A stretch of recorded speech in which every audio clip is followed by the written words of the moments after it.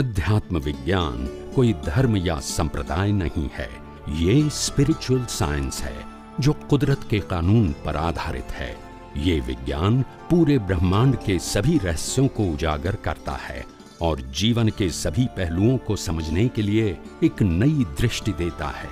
इसी को art of vision कहते हैं, दुनिया को देखने की एक नई दृष्टि, जो अध्यात्म विज्ञानी परम पूज्य स्वामी श्री कमलेशानंद जी के निर्देशन में सनातन सत्य का अनुसंधान कर हमारे जीवन को प्रकाशित करे।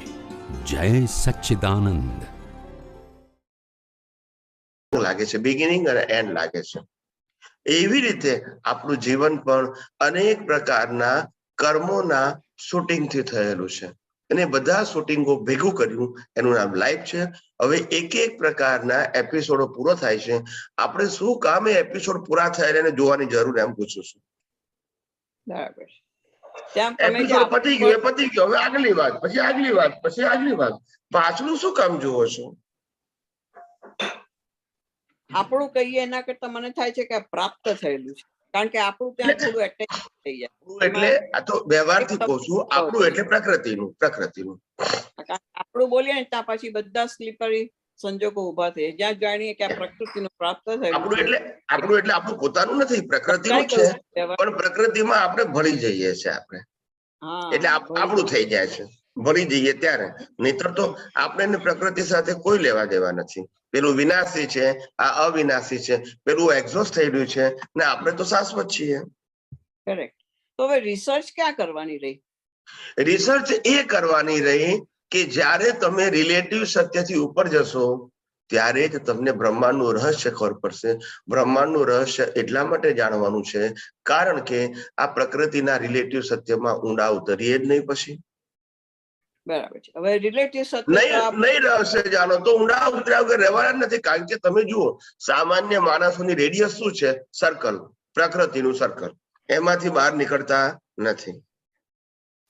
હવે તમે બહાર નીકળો છો, કુદરતી રચના જોવા પ્રયત્ન કરો છો, એટલે પેલું રિલેટિવ સત્ય ધીમે ધીમે તમારી વિઝન માંથી એક્ઝોસ્ટ થતું જાય છે, એની વેલ્યુ પણ ઘટતી જાય છે, એનો ઇન્ટરેસ્ટ પણ ઘટતો જાય છે। અને આપણે એ જ કરવું છે, અંતે શૂન્ય તરફ જવાનું છે। શું જવાનું છે? શૂન્ય તરફ।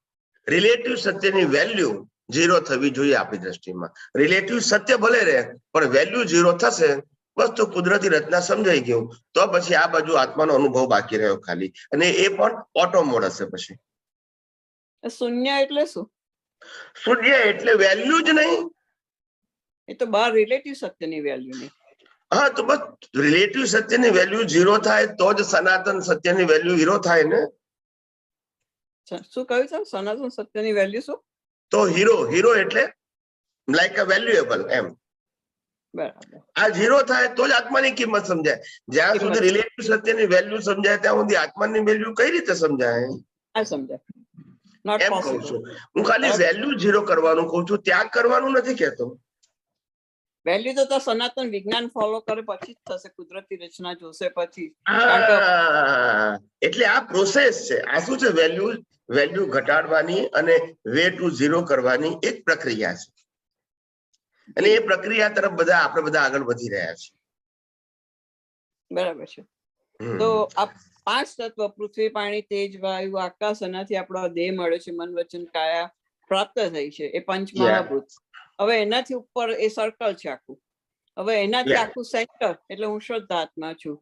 તો હવે શુદ્ધાત્મા પ્રકાશમાન કેવી રીતે થાય? તો તમે કીધું કે આ વેલ્યુ બધી 0 થાય, અને એ કુદરતી રચના જોવાથી તમારી આખી દ્રષ્ટિ, વિઝન ક્લિયર થતું જાય, તમારા ક્લાઉડ્સ જે માયાના, મોહ માયાના ખરતા જાય છે આખા। બરાબર।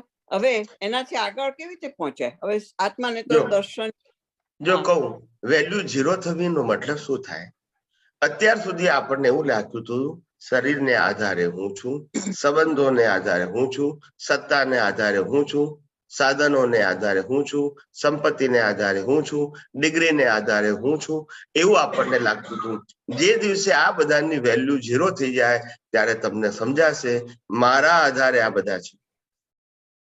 એ વેલ્યુ 0 થયેલો માણસ ફકીર જેવો જ થઈ જાય આખો। એટલે હું નથી તો આની કોઈ વેલ્યુ જ નથી।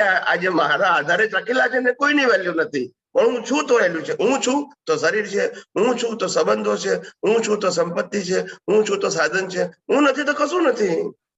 સમજાઈ ગયું, એ તો સમજાઈ ગયું પણ કે પેલા આત્મા ઊંધું હતું આપણને. પેલા એમ હતું કે શરીર છે તો હું છું, શરીર સારું છે તો હું છું, સંબંધો પરિવાર છે તો હું છું, સંપત્તિ છે તો હું છું. આ ઊંધું જ્ઞાન હતું આપણને. બરાબર. સમજાય છે? એટલે પેલી વેલ્યુ, પેલાની જ વેલ્યુ, આત્મા શું ખબર હતી પણ વેલ્યુ નતા કરતા.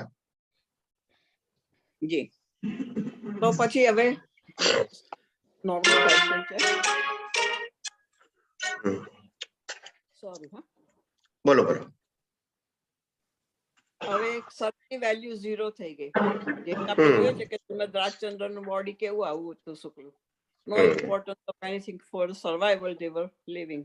દાદા ભગવાનનું પણ તો હવે આપણને શરીરના સંજોગો આવે છે આડા અવરા જે ઊંચા નીચા, એમાં કેટલા સલવાઈ જઈએ છે. એને પ્રોટેક્ટ કરવા માટે એનાથી સેપરેટ કેટલું થઈ જાય થાય છે. તો એમાંથી આપ સમજાવશો. હા, પહેલી વસ્તુ એ કે આપણે છે ને પોતે છે જ નહીં ખરેખર. શરીર માટે જે કંઈ પણ પ્રયત્ન પ્રકૃતિ કરે છે ને એને આપણે કુદરતી રચના જોવું, લોડ લેવો નહીં, એને કરવા દેવું જે કરવું હોય તે. આપણે ઓબ્ઝર્વર, શું કીધું?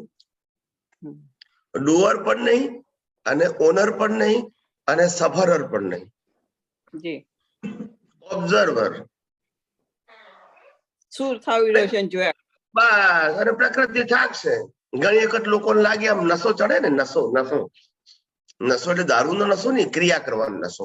ત્યારે આપણને 6 મહિનાથી પ્રેક્ટિસ કરતા હોય કે ક્યારે આપણે યોગા કરીએ, ક્યારે યોગા કરીએ, યોગા કરીએ તો સારું. સાંભળ કરે, ટીવીમાં જુએ, વાંચ કરે, એટલે ભાવ થાય એને કે મારે કરવા છે. પછી સંજોગ આવે, કોઈ એને ફ્રેન્ડ્સ મળી જાય, સહેલી મળી જાય તો પાછા યોગા કરવાના શરૂ કરે, અને શરૂ કરે એટલે પાછો નશો સરી જાય. પછી એમ થાય કે હવે યોગા હું વધારે કરું. કર્યા કરે 6 મહિના, 12 મહિના, 2 વર્ષ, 3 વર્ષ, પાછો એને બંધ થવાનો સંજોગ આવે. આ બધું કુદરતી રચના જ છે, પણ એને એવું લાગે છે કે હું કરું છું, બસ આ જ્ઞાન છે. બરાબર છે. આનાથી બીજો ક્વેશ્ચન. હવે આપણા સત્સંગનો આપણને એક